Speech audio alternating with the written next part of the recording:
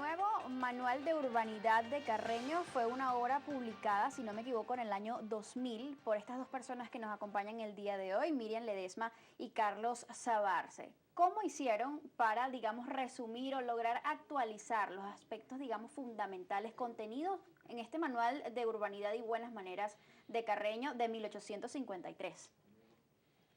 Bueno, lo primero, como dice Miriam, es que teníamos 3 adolescentes en casa. O sea, ya eso ya nos daba una pista por donde teníamos que caminar. Okay. Empezamos el trabajo de revisión, revisar todo lo que estaba ya, que ya no se utilizaba, obsoleto. ya las personas no usan sombrero, no salen en corbata para el balcón, como hacía mi abuelo. Entonces, tuvimos que ir adecuando. Pero además tenemos que en 1850 no existían las escuelas masivas. Okay. Entonces, ya en las escuelas masivas, donde las niñitas usan toallas sanitarias y hay que enseñarles a ponerlas en la basura y no tirarlas en la poceta. Okay. Y esas cosas nos fueron llevando e indicando por dónde debíamos caminar.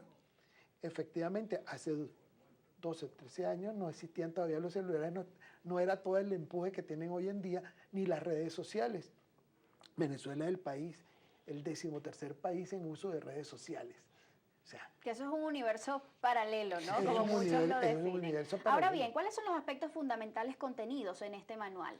El manual se trató de respetar la obra original, sacando cosas que ya no tienen sentido y colocando cosas que son muy importantes. Lo primero que habla el manual es tu higiene, lo que Carreño hablaba como la higiene personal, la higiene de la casa, el arreglo, el orden, un poco la convivencia en la casa, cómo convivir, cómo, empezando por tu aspecto personal, es un mensaje que tú le mandas al mundo, pero también es una manera de respetar al otro.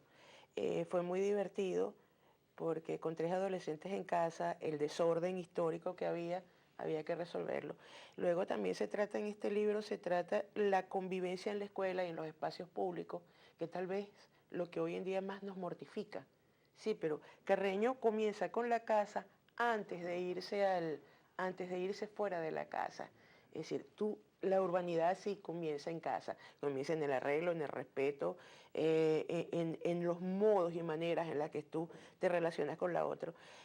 Tratamos en esta vez de colocar un poco lo que era esta vida masiva, que no era la Caracas de antes, el metro, el autobús, el carrito por puesto, los abastos, y cómo eso que comentábamos de llegar y dar los buenos días donde quiera que esté, de dar las buenas tardes, de decir gracias donde quiera que esté.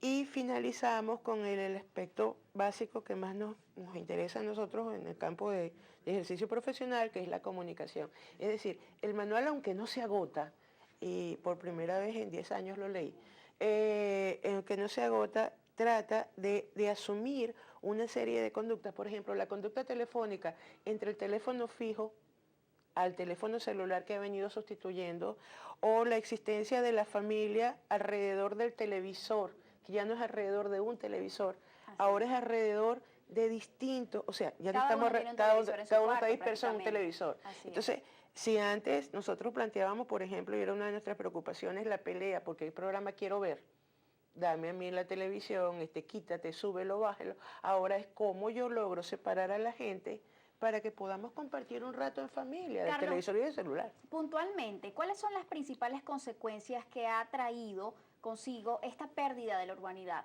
en nuestra sociedad? Ha traído mucho individualismo, aumento de la violencia, principalmente de la violencia intrafamiliar, ha aumentado muchísimo, y la violencia escolar es gigantesco, y los desencuentros. Ya estamos dispuestos a buscar un abogado para poder resolver un problema que se podía resolver con una simple conversación. Se perdió quizás el valor que la gente también le daba a la palabra. Muchísimo, muchísimo. Por eso hay que asentarlo ahora todo sobre papel y llevarlo y legalizarlo urgentemente.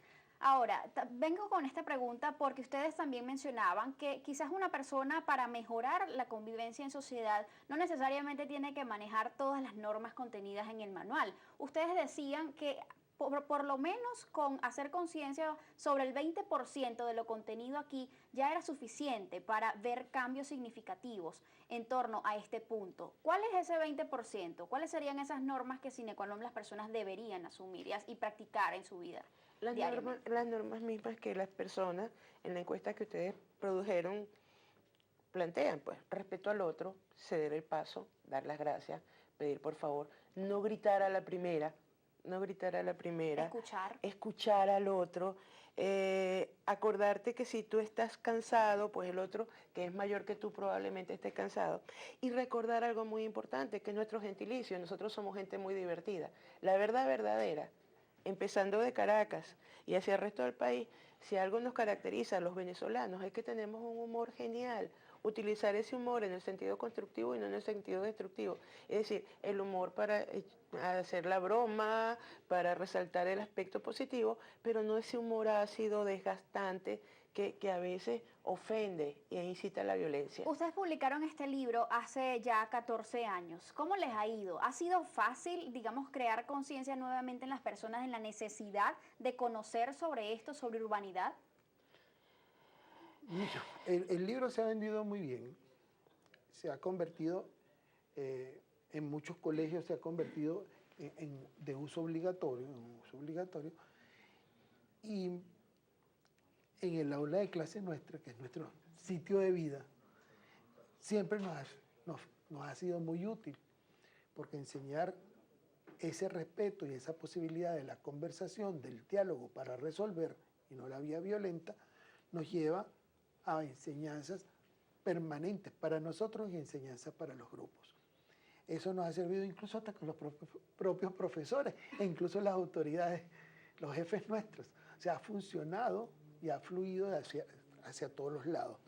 Yo creo que es ese encuentro, el saber que mi derecho comienza donde termina el tuyo. Así es, no hacerle al otro lo que no quieres que te hagan. Eso es una premisa fundamental para la urbanidad. Ahora bien, ¿qué otros obstáculos han ustedes observado, digamos, a lo largo de este tiempo y que han impedido que justamente los venezolanos entonces recordemos esto del manual de Manuel Antonio Carreño? De eso vamos a hablar más adelante, además de cómo solucionar todo esto. Ya venimos.